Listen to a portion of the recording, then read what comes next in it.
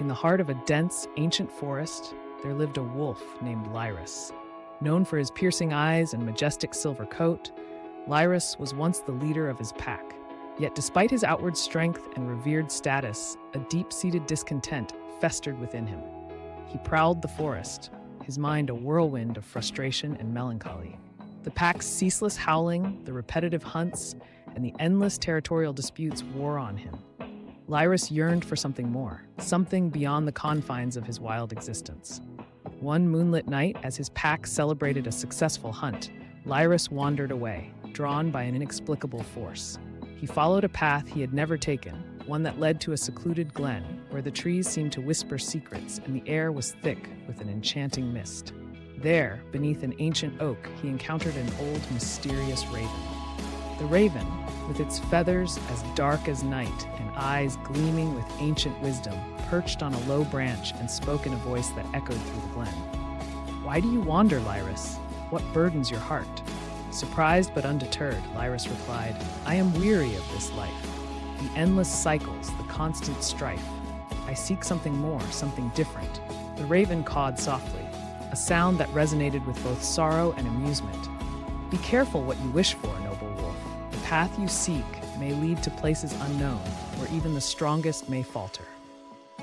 Lyrus scoffed at the warning, his pride blinding him to the raven's caution. "Anything is better than this unending monotony," he declared. With a final caw, the raven took flight, leaving behind a single black feather that glowed faintly in the moonlight. Lyrus stared at it, feeling a strange pull, before exhaustion overtook him and he fell into a deep sleep. Lyrus awoke to the sound of chirping birds and the scent of blooming flowers. He blinked, confused by the vibrant colors and the unusual warmth of the sun on his fur. The forest was unfamiliar, filled with strange plants and creatures he had never seen before. Panic set in as he realized he was utterly lost. Stumbling to his feet, he found that his body felt different, lighter, more agile.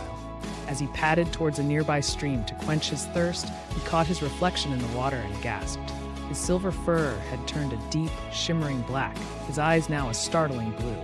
He barely recognized himself. Lyrus wandered aimlessly, his disorientation growing with each step. The forest seemed to play tricks on him, paths changing and familiar landmarks disappearing. Days turned into nights, and nights into days, but his confusion only deepened. Every attempt to find his way back to his pack led him in circles. One day, exhausted and hungry, he stumbled upon a small, secluded village. The inhabitants were unlike any humans he had ever seen. They were playful and mischievous, their laughter echoing through the air.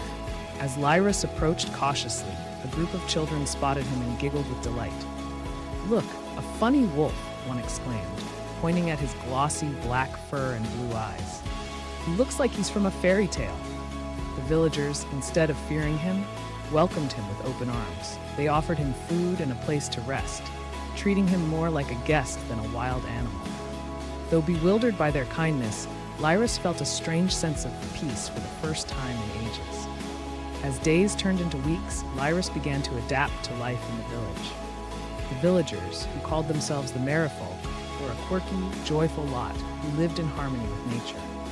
They believed in magic and reveled in simple pleasures. Lyrus found himself participating in their festivals, chasing butterflies with the children, and even learning to fish from the village elder, a wise woman named Elda. But something peculiar began to happen. Lyrus started having gaps in his memory. He would find himself in the middle of a task with no recollection of how he got there. One morning, he woke up to find himself covered in paint, surrounded by laughing children who claimed he had been the centerpiece of a prank war the previous night. Another time, he discovered he had built an elaborate treehouse, though he had no memory of doing so.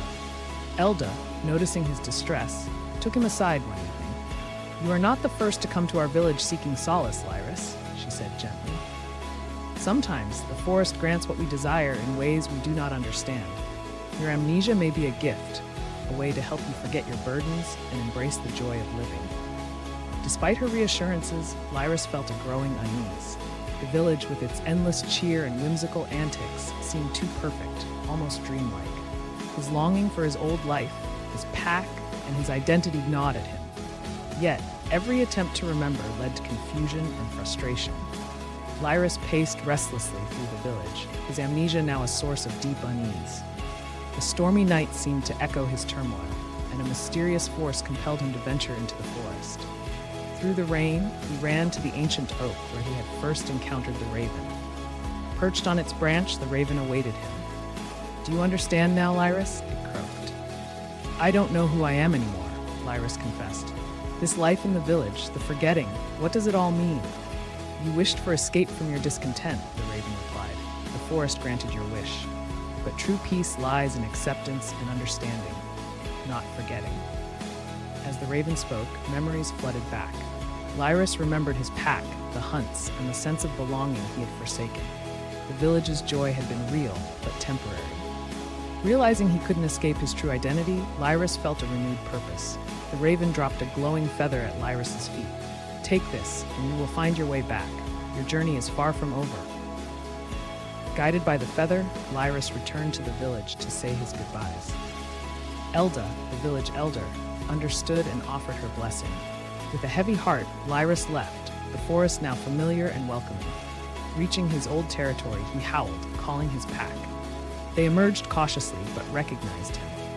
Lyrus approached Rokan, his former beta. "I have returned," he said. "I sought something beyond our life, and I learned to appreciate what I had." Rokan welcomed him back, understanding the journey Lyrus had undergone. Reunited with his pack, Lyrus felt a profound sense of belonging. He led with renewed wisdom and compassion, appreciating both the joy and hardships of his life. The discontented wolf had found his true path, blending the lessons from the village with the love of his pack, creating a life of balance and fulfillment. Back in the village, Lyrus found Elda waiting for him. Her knowing eyes told him she understood what he had to do. "Your time here was a gift, Lyrus. Remember the joy and the lessons you've learned. They will guide you on your path." With a heavy heart but renewed resolve, Lyrus left the village. The forest, once confusing and hostile, now seemed familiar. Guided by the raven's feather, he retraced his steps until he found himself back in the glen where his journey had begun. As he approached his old territory, a mixture of fear and anticipation gripped him. Would his pack accept him after his absence and transformation? He howled, a deep, resonant sound that echoed through the forest. Slowly, one by one, the members of his pack emerged from the shadows, their eyes widening in recognition. To his surprise, they did not react with hostility or suspicion. Instead, they greeted him with cautious curiosity, their bond evident despite his changed appearance. Lyrus approached his former beta, a sturdy wolf named Rokan, who had taken over in his absence. "I have returned," Lyrus said simply, his voice filled with a newfound humility. "I sought something beyond our life, and in doing so, I learned to appreciate what I had." Rokan nodded, his eyes reflecting understanding. "We all face our own journeys, Lyrus. Welcome back." As the pack gathered around him, Lyrus felt a profound sense of belonging. The discontent that had once plagued him was replaced by a deep appreciation for his place in the world. He realized that while the forest and the village had shown him different facets of life, his true home was with his pack. From that day forward, Lyrus led with wisdom and compassion, drawing strength from his experiences. He taught his pack the importance of embracing both joy and hardship, and the value of understanding oneself. And in the quiet moments beneath the ancient oak or during a moonlit hunt, he would remember the raven's words and the whimsical village that had given him the gift of perspective. Thus, the discontented wolf became a symbol of renewal and resilience. His story passed down through generations as a reminder that true fulfillment comes not from escaping our lives, but from embracing them with open hearts and minds.